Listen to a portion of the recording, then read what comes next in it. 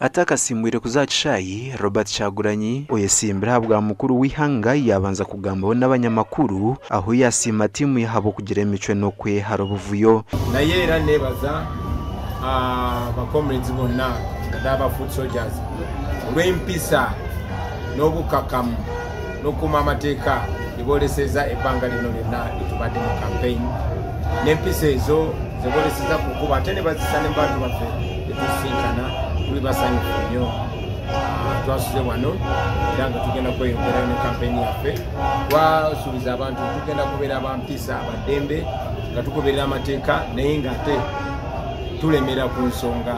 Kyagulanyi na timu ye bagamba namukagwa iPod obutabaha sente za kampini kandi nguno barabe batine sente tubarare mwe kora kampini. You know, it is now close 6 months without NUP getting any funds.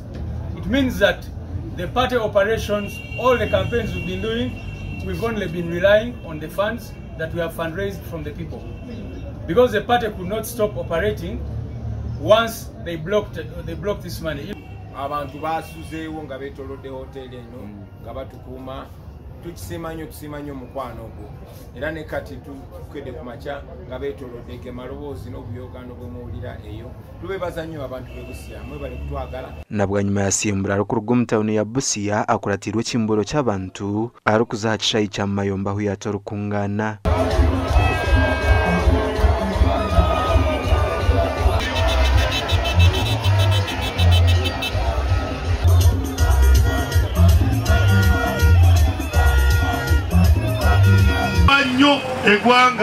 Omugana nkaga we Robert Kasibante oyesimbira bwa mukuru w'ihanga kandi okwatira ekibiina kya National Peasants Party bendera erizoba yabanzo mu district ya Kyotera aho yabaraganisa kumara hibura ry'emirimo mu minyeto aro kubombekera amakorero okutungura omutindo gw'ebyobwegese no kuyonja endembo hamwe no kuyaba serikara hanyanja kino Kyotera kubwerere nga mamukera kumakyane mukole emirimu gyammwe ne mudde waka.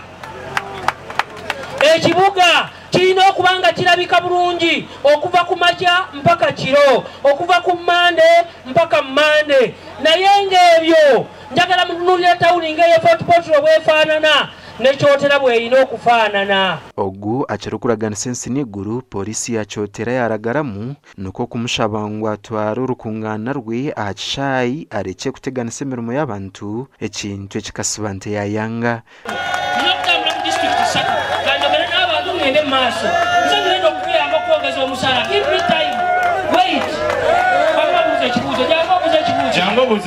Nabwanyuma oguyazo mu district ya Rakai kando kunaho yabaraganisa kubombekera amarwarro no kutabazire n'eminyeta batine mirimo aha mushara gw'emitwaro 20 urukwezi. So sikuma nyanja njagala okubategeeza bwe mba mumpadde obukulembeze amazima ga Katonda mu ggulu amagye n'abasirikale abasinga obungi bonna naddala amagye galina kudda mu balakisi ne galinda olutalo nga luzze ne galyoka gavaayo tegalina kubeera ku nnyanja.